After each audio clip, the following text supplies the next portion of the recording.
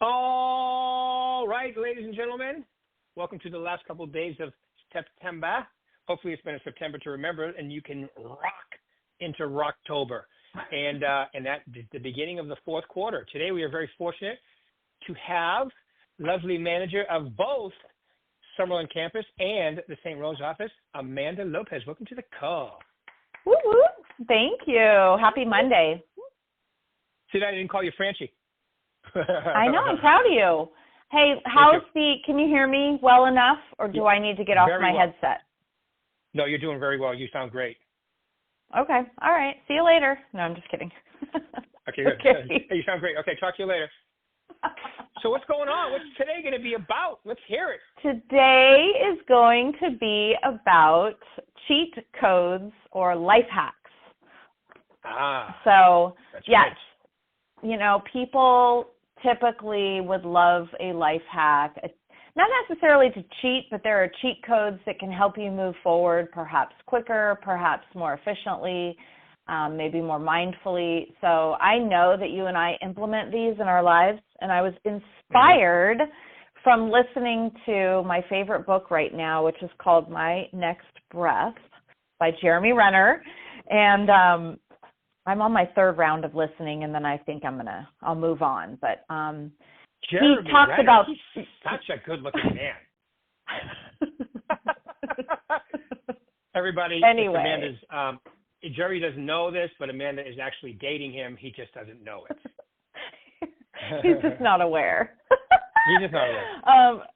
The book is phenomenal. You have to listen to it, though. I don't even recommend not listening. It's just so good because he narrates it, and it's amazing.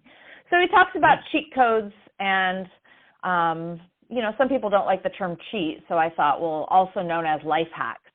So, what they are, they're shortcuts, they're tricks, they're techniques that help you gain an advantage, maybe bypassing traditional effort, and they help you achieve a desired outcome more easily than expected. So with our talks, which we'll get into AI a little bit today too, I thought, let's talk about some life hacks, some cheat codes, different cheat codes for different things. So I thought you probably implement a bunch of them in your life, Rick, and I thought we would talk about them. Sound good? Right, perfect. Well, since you brought up the book and Jeremy, tell us what's his favorite life hack? What's his favorite cheat code? You know what? One of them that he brought up is, and I really like this one, the concept that the only obstacle in your way is you. So to me, that gives me empowerment. That makes me think, wait a minute, okay, what am I focused on right now? Why am I focused outward on this and that when it's really all up to me? Whether it's up to an action I need to take or a mindset I need to have, a perspective I might need to shift. To me, that is super empowering to consider that the only obstacle in my way is myself. What can I do with that? So that's one of my favorites and one of his favorites. So that's there you go. True. I was talking to AndrewKosloske this morning before my group call with Tim, Omar, and Stan, and Eric Signs, which is a great group. But and we were talking about, he brought his kids to see the Wizard of Oz at the Sphere, and I said, I'm going to go too, and I'm going to say, from the beginning of time to now, the Wizard of Oz is still my favorite movie of all time. And he was shocked by it. He goes, why? I go, well, think about it. She starts off, it's a dream. Is it really a dream? And then she meets all these people. One has no heart. Put 'em up. The line. One has no brain. One has, I love that guy in the movie. Right? That's why he wore him for Halloween one year. Yes, exactly. No, and I was Tigger too. Tigger's my other favorite. But and what's the line at the end of the movie? You had the power all along. Oh, I love that one. So it's the same thing, really, is what you just said is we all have the power. We just somehow come up with reasons why we can't, and they outweigh the reasons why we can. And I just think sometimes that's just being lazy. Because it's easier to say complacent. Anybody can say, you know what, I can't do that because of blah, blah, blah, blah. And then you're right. So my favorite life hack is this, okay, and it's kind of all-encompassing, is everything in your life that you want, even if you're not sold on it right now, if you turn it into a habit, okay, so I want to be in better health, but I don't like working out. Who does it first? Really, nobody wakes up going, I can't. I do today because I know, like, I missed a day. Okay, it's a long story. I'm not going to get into it. But not too long ago, I missed a day, right? And I do that every once in a while. And I'm going to tell you something. I have aches and pains, and I don't know how people start the day, you know, because I work out and then I stretch at the end, and then I usually go for a little wind down. You know, my wind down now is walking back from the gym in my neighborhood because they actually fixed it up to the point where I'll go there now. I've been doing it for like 2 months now. I haven't even gone to LVAC. I go there. So that's my little wind down. But I've always had, so the whole day, it's like cheating. It's literally like taking a little Prozac for your brain and a little Ritalin for your system. It makes you more focused. It makes you more, and I read that in a book. I didn't make that up. I read that in a book. And as soon as she said it to me in the book, I was like, wow, that's exactly how I feel. More focused, more energetic, less aches and pains. You know, even missing one day, I noticed it. So if you want to be in better health, you just have to commit, not to a lifetime of working out. You just got to commit to one day at a time. Okay, until you create the habit. And for me, because I might be a slow learner, some people get into a habit within 2 weeks. For me, it takes about 30 to 45 days. Now I have a new habit. So if I want to be in the habit of being in better health, all right, then I've got to commit to creating. If I want to be in better health, then I just have to commit to creating the habit. If I want to be smarter, I got to create the habit of reading more. If I want to be better in real estate, I got to create the habit of being proactive, whatever that means to you. So that's why I wrote the little book there, Success is a Verb. It's all about doing that, because I really think, and then once you do that, now you have your own energy, your own personality, your own way of being, and you can go in any direction you want after that. So that true. Would be my favorite so one. true. I love it. In fact, yesterday I'm really routinized. Like, I have my routines. So yesterday I was going to my 7 a.m. Orange Theory class, and there were gals standing outside of the studio and not inside. And I'm like, uh-oh. So the lock had broke, and they were waiting on a locksmith, and the class was canceled.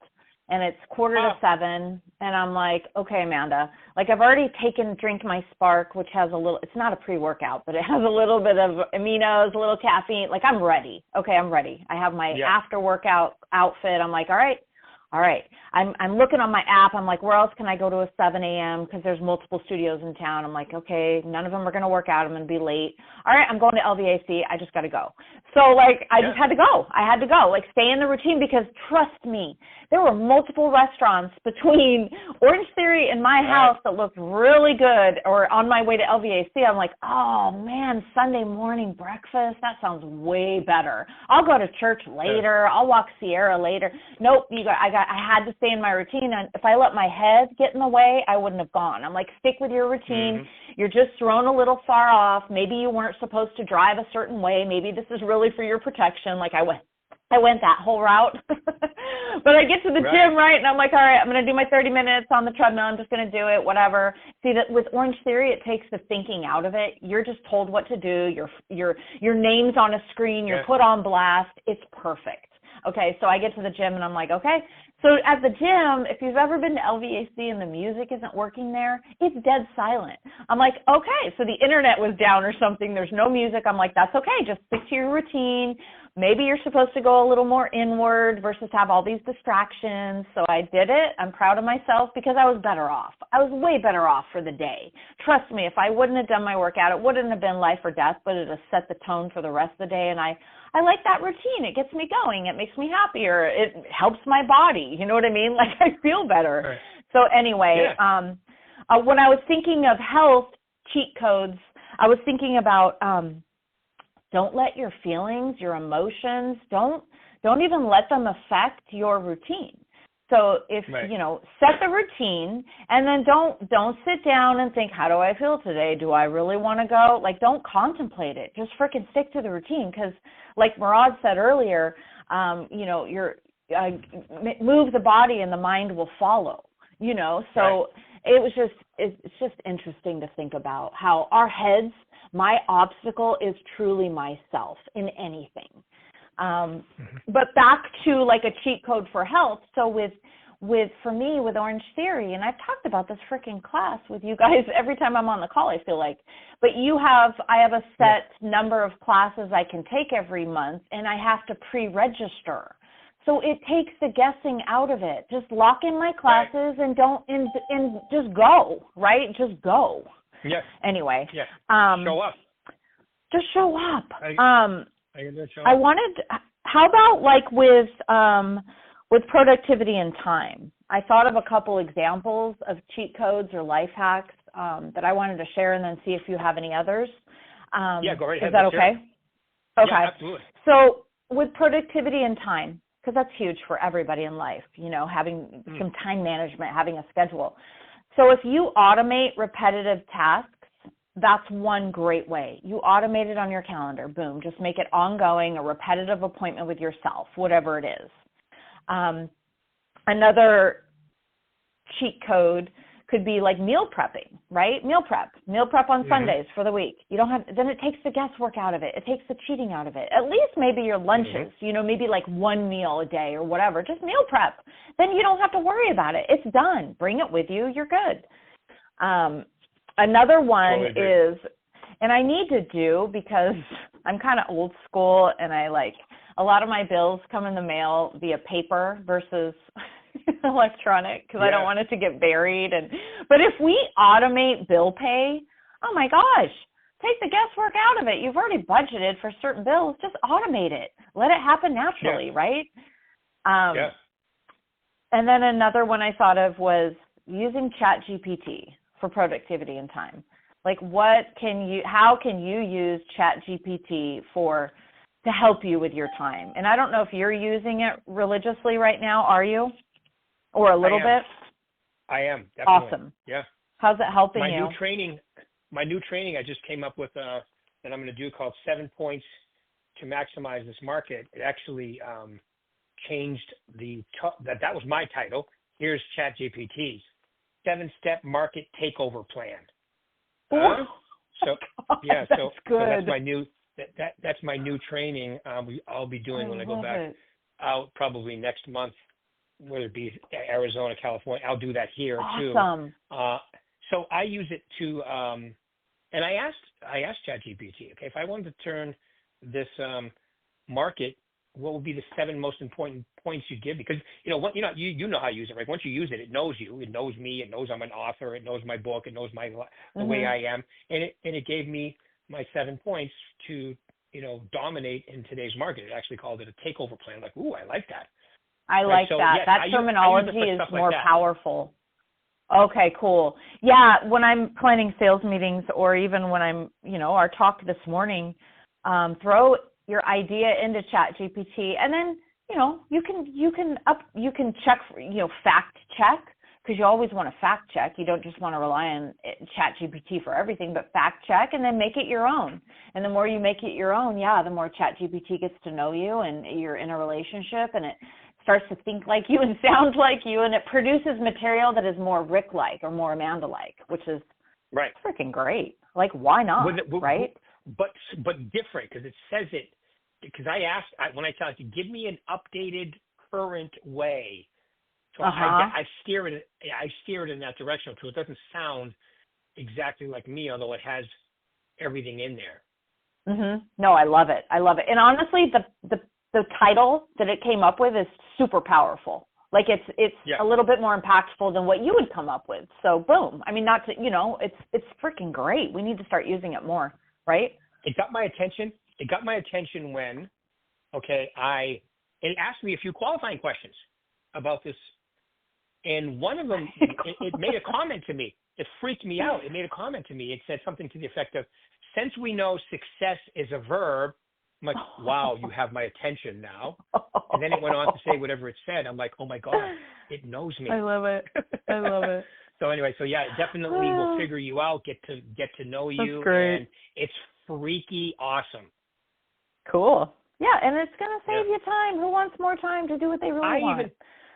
And I think I told you this, I even put actual numbers in, did my retirement plan in my head on it, and I actually the way I see myself doing this. Okay, I thought it was my own original plan. It goes, no, that's called this, and it gave me a term, a financial term that it was. I can't remember exactly what it was called, but it gave me a term. Cool. Goes, yeah, that's so. And then I even put my health in there, right, and said these are my numbers, blah blah blah, and it told me I'm going to live till I'm 88 to 92. So I'm going to be around to 88 to 92. Yeah, I use it for all kinds of good stuff, I think. That's awesome. That's awesome. Another area I had jotted down was, I have a lot of different areas that I jotted down. One of them was relationships. So a life hack or cheat code could be listen more than you talk. That can help your relationships, and it can help your business relationships too. In my thought, that's why a lot of our dialogues that we encourage you are about questions. They're questions so that you can ask a question and then actually listen, right? But I'm sure that's helping you in your marriage to listen more than you talk. Yeah, well, that's pretty easy. That's easier for men, I think. Do you have any other life hacks when it comes to relationships? For me, yeah, I think you just said it. You got to listen more and understand it's not 50-50. Some days it's 90-10. Some days it's 10-90, and so, yeah, you just got to understand that, everything I choose when it comes to big stuff like marriage, I choose my battles, and I forfeit a lot of them because they're just not that big, right? So I don't, unless something is really like, which movie you want to go to. She picks this one. I would rather go to that one. I just go to that one because, it's just, so I do little things like that I'm way more flexible and versatile on than I used to be because in the big scope of things, it's not really where you're going, although that's important. It's who you're doing it with and all that good stuff. So that's the most important. I love it. Like we go on vacation. We're going on vacation next year. She picked the place. I'm like, you know what? That's close to what I wanted to do. Let's do that. Okay. Choose your battles. I wanted to go somewhere. I wanted to go somewhere in like China or Japan. Well, she picked Bali, right? Okay. So it's kind of in that area. Okay. So that's cool. There you go. Yeah. Anyway. And any cheat codes when it comes to taking listings or working with buyers? Yes. Well, okay. To me, and you started off with Jeremy. When it comes to listings and when it comes to buyer, it's all about confidence. First thing you have to do is believe you're the number one person to help them. And I think it's better to overpromise and underdeliver than the reverse. I do believe walking through the buyer broker agreement and all the stuff that you got to do and get signed is tremendously helpful to the real estate agent, even though they went into a kicking, screaming. Now, if you notice, they went into a kicking and screaming up until the date. And then once the date happened, you might have heard about it for 30 to 60 days after. And I mean, it's only been a year and a half. And when the real estate market was going to change forever, and now no one even talks about it anymore. It's like, remember 1999 into 2000? People were losing their minds. Remember when we went from 1999 to 2000? People were like, oh my God, planes are going to fall out of the sky. Oh yeah, that's right. Was it called Y2K? Yeah, Y2K. There you go. Y2K became no big deal in like a day. Oh my God, everybody lived. There was no craziness. We're here. Wow. It's amazing to me what people choose. Yeah. It is. So confidence. Believe you're the best one for the job. Yes. I love that. And there's two ways to do that. You have to have a routine to be more See, some people think, and I just had this conversation with an agent last week. No. When I feel better, then I'll start. No. Right. You have to work at feeling better, and you have to do actions that cause it to happen. You can't do just one. You have to be, number one, you have to be working on your confidence by listening to great books, like the book you just mentioned, like the books I listen to, right? Then you have to be taking action. Okay, like prospecting, talking to people, having active open houses.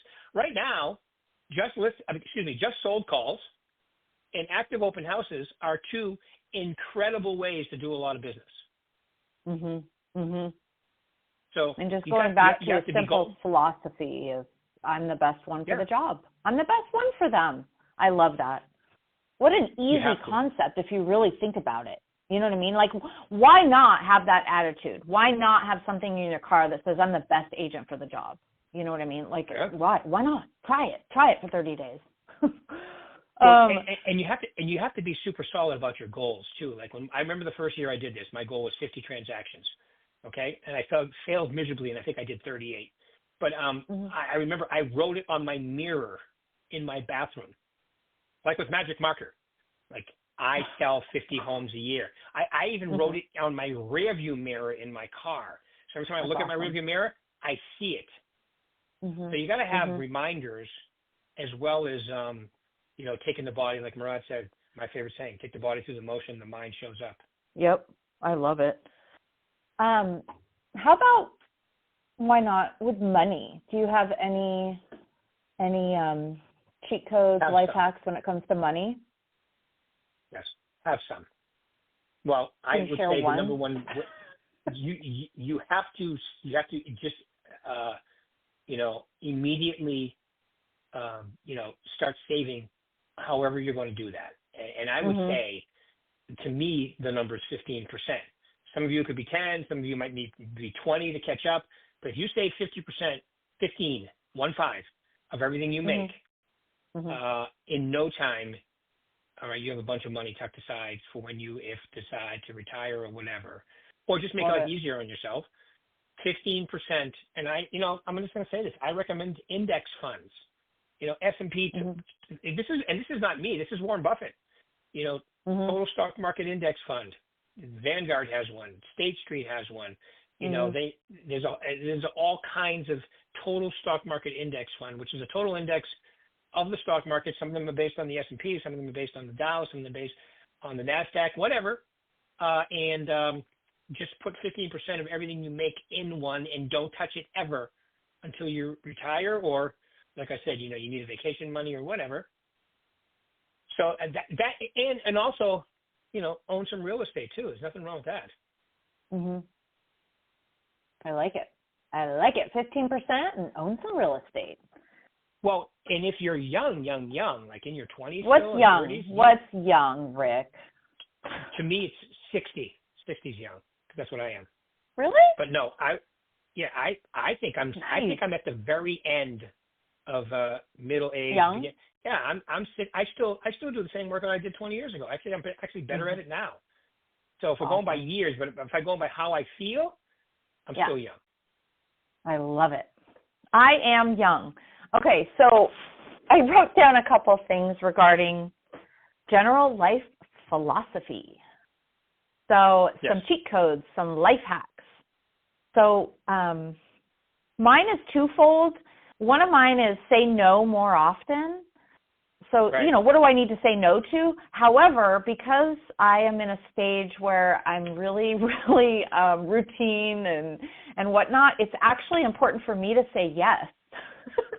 So I am making myself one time a week do something out of my comfort zone. So it still requires me maybe saying no to something. What do I need to say no to this week? And for me and where I'm at, I also need to say yes to something completely out of my comfort zone once a week.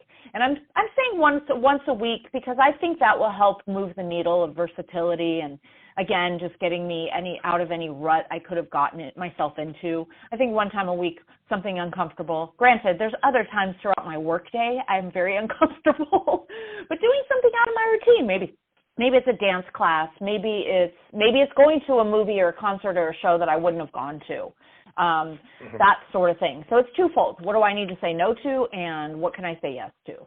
Anything you have regarding general life philosophy that could be a cheat code, a life hack? Yeah, I think that's great. I think we should all do that. We should all get a little outside your comfort zone. But sometimes you just have to say no, and say no right away. Like don't prolong the agony. If you know you're not going to do it, just say no right away. Don't say yes, and on the last minute irritate everybody and say no. Right. Like, I can't make it. Like, if you know, it's okay to say no, if, Right. Whatever. Maybe it's something that's going to happen late at night. Like, my friend, she went to a show a Saturday at 11 p.m. I'm like, what? Like, I can't even fathom. That must be that surf show that's a little risque. Yes. Yes. That's exactly what she went to. I'm like, oh, my goodness. Not that I know. I've heard about it. Yeah. Right. Okay. Yeah. Anything with golf, since you're an amazing golfer, any cheat codes when it comes to golf you want to share? Well, I'm a decent golfer now, and it's painful to me to say that because I shoot in the 80s. An 81 is a tremendous day. Last Sunday was an 88. That's the beginning of acceptable. That was yesterday. So I would say that it's like anything else. Practice. I took I took 20 years off, and when COVID came, I started playing again, and I took lessons. I still have tune-up lessons, like 5 of them I've paid for that I've got to use. I practice, right, and then I play. So I'm trying to get good. So by the time I retire 100%, which is a ways out, I'm going to, play 2-3 days a week, and I want to be able to do it good, well, So it's like anything else. You got to decide it's important, and then you got to do the things necessary to become. Because I see these guys on the golf course getting all mad and throwing stuff, and they don't play. Yeah. They play twice a month. You're not going to get good playing twice a month. So why would you ever get mad? No, I think it's like anything else. You got to decide and then follow through. And real estate is the ultimate equalizer. Think about it. I don't have to be super tall, right? Like in basketball. I don't have to be. All I have to be is willing to add some traits to who I currently am. It doesn't matter what sex you are. It doesn't matter what color you are. It doesn't matter how old you are, how young you are. You can be successful in real estate. It's the ultimate equalizer. All you have to do is be willing to decide to acquire some traits that you may not currently have or need to get better at. And they're not like exclusive traits. Anybody being kind, following up, taking great notes, listening. They're all traits that every one of us is capable of doing. So that would be my recommendation, especially as we end here. How about you? Final words you want to leave these lovely people? You know what? I'm grateful. That's my message. I'm grateful. And why not ask yourself, what am I grateful for today? Like, that could be a cheat code. That could be a life hack. Listing 5 or 10 things every single day you're grateful for. I really don't think it can hurt your day by doing that. But it definitely can help. I agree. Yeah, exactly. It forces you to be present and to look around and find the good. Because whatever you find, whatever you're looking for, you will find more of. So we can either look for things that we can complain about, moan, bitch about, or we can look for things that we're grateful for. And I promise you will find more to be grateful for when you're grateful. And then we must wrap up. Awesome. We must wrap up with your dad joke and then my dad joke. Why do you get to go last? Actually, I'm going to go first. Thank you, because yours is going to be horrendous. Okay, so here's my joke. I went to the beekeeper to get 12 bees. He counted and he gave me 13. Sir, you gave me an extra. He replied, that's a freebie.